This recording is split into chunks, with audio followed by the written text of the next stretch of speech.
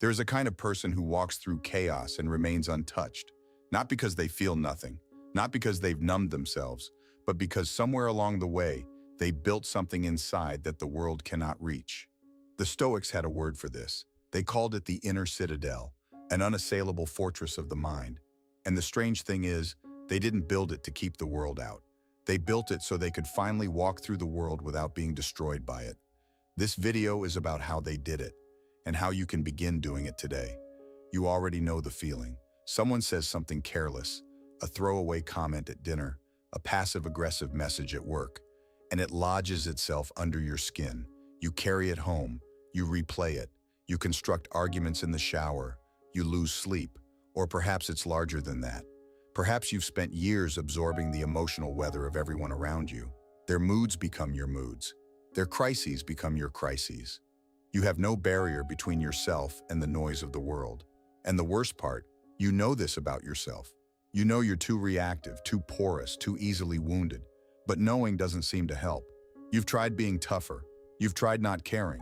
But toughness is brittle, and not caring is a lie you tell yourself while you're already caring. This is not a modern problem.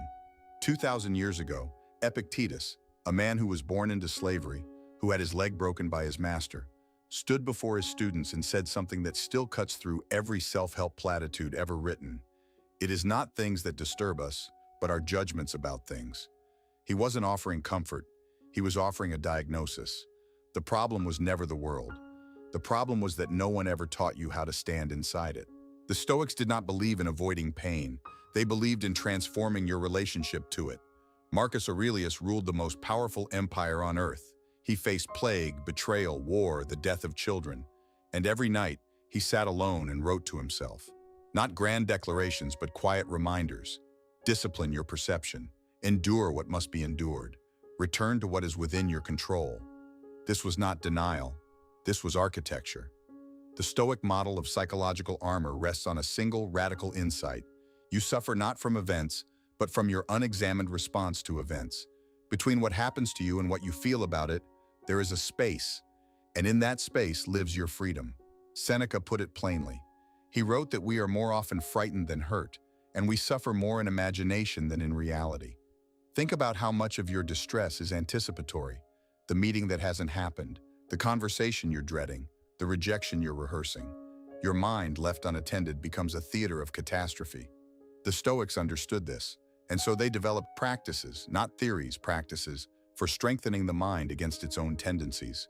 Marcus Aurelius practiced what scholars now call the view from above, imagining himself from a great height, seeing his problems in the context of centuries, of continents, of the vastness of time, not to minimize his pain, but to right-size it. Epictetus taught the discipline of assent, the practice of pausing before every impression and asking, is this within my control? Does this deserve my emotional investment? Or am I giving power to something that has no rightful claim on me? Seneca practiced premeditatio malorum, the deliberate rehearsal of adversity. He would imagine losing everything, not to torment himself, but to inoculate himself, to strip fear of its element of surprise. These were not intellectual exercises. They were forms of training. The Stoics treated the mind the way an athlete treats the body, as something that must be conditioned daily against the forces that would weaken it. And here is what modern psychology confirms. They were right. Cognitive behavioral therapy, the most evidence-based form of psychotherapy in the world, is built directly on the Stoic insight that our thoughts shape our suffering. What Epictetus taught in a Roman schoolroom is now taught in clinics across the globe. The armor works, but you have to build it deliberately. The first piece of armor is how you see. Most of us react to events as though the event and our interpretation of it are the same thing. Someone doesn't reply to your message, and instantly the story begins. They're angry. They don't respect you. You've done something wrong. But Marcus Aurelius trained himself to strip events back to their bare description. Not, he insulted me, but he made sounds with his mouth. Not, she rejected me, but she chose differently. This sounds cold. It isn't. It's clarifying. When you separate the event from the narrative, you reclaim the space between stimulus and response. You stop being a character inside a story your mind wrote without your permission. Start here. The next time something disturbs you, write down what happened in the most neutral language possible. No adjectives, No assumptions about intent, just the facts. You will be startled by how much of your suffering was editorial. The second piece of armor is exposure. Seneca used to spend days living as though he were poor, eating simple food, wearing rough clothing, sleeping on a hard surface. Not because he enjoyed it, but because he understood something crucial. Comfort is a form of dependency. The more you require specific conditions to feel at peace, the more fragile you become. Every luxury becomes a liability. Every expectation becomes a potential wound. Voluntary discomfort is not self-punishment. It is rehearsal. It teaches your nervous system that discomfort is survivable. It shrinks the gap between your current life and your worst-case scenario, so that the worst case loses its paralyzing power. You don't need to sleep on the floor, but you might try this. Once a week, deliberately do something you've been avoiding because it's uncomfortable. A difficult conversation, a cold shower, a day without your phone. Each time you prove to yourself that you can tolerate discomfort, you add another layer to the armor. Not because you've become harder, but because you've become less afraid. The third piece of armor is knowing what belongs to you. Epictetus divided all of existence into two categories: things within your control and things outside it. Your opinions, your desires, your efforts, these are yours. Other people's behavior, the economy, the weather, whether someone loves you back, these are not. This is not passivity. This is radical focus. Most of your anxiety comes from trying to control what was never yours to control. You cannot make someone respect you. You cannot guarantee an outcome. You cannot prevent loss. But you can govern how you respond. You can choose where you place your attention. You can decide what deserves your energy and what does not. The armor is not a wall against the world. It is a filter. It lets through what matters and deflects what doesn't. Ask yourself tonight, what am I carrying that was never mine to carry? Whose opinion am I wearing as though it were my own? What outcome am I clinging to that I cannot control? Set it down, not because it doesn't matter, but because holding it is costing you something you cannot afford to lose. There is a misunderstanding worth addressing. Some people hear psychological armor and think isolation, coldness, emotional shutdown. But the Stoics were not monks on mountaintops. Marcus Aurelius led an empire. Seneca navigated the most dangerous political court in history. Epictetus taught, mentored, and loved his students. The armor did not separate them from life.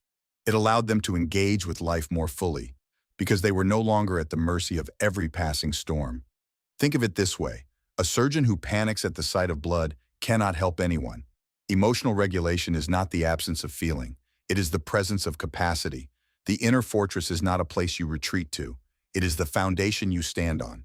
And from that foundation, you can be more generous, more present, more courageous, not less. You build the armor not to hide behind it, but so you no longer need to hide at all. 3 practices you can begin tonight. First, the evening audit. Before you sleep, review the day. Where did you react instead of respond? Where did you give your peace to something outside your control? Marcus Aurelius did this every night, not with guilt, but with curiosity. You are studying yourself, not punishing yourself. Second, the morning rehearsal. Before you start the day, imagine the worst that could happen, not to catastrophize, but to prepare. Seneca called this the premeditation of adversity. When you've already faced the worst in your mind, the day holds fewer ambushes. Third, the perception pause. When you feel disturbed, stop. Ask, what is the bare fact here, separated from my story about it? Give yourself 10 seconds before you respond. That pause is the armor working. These are small practices, but they compound. Day after day, you are building something that no external force can dismantle. Marcus Aurelius wrote near the end of his life, words that feel as though they were written for anyone who has ever felt too exposed to the world. Nowhere can a man find a quieter or more untroubled retreat than in his own soul. Not in a new city, not in a new relationship, not in the next achievement, in your own soul. That is where the fortress stands, and no one can take it from you, unless you leave the gates unguarded. You were not born armored, but you can be built. If this video gave you something worth keeping, subscribe. Not for the algorithm, for yourself. Until next time, be sovereign.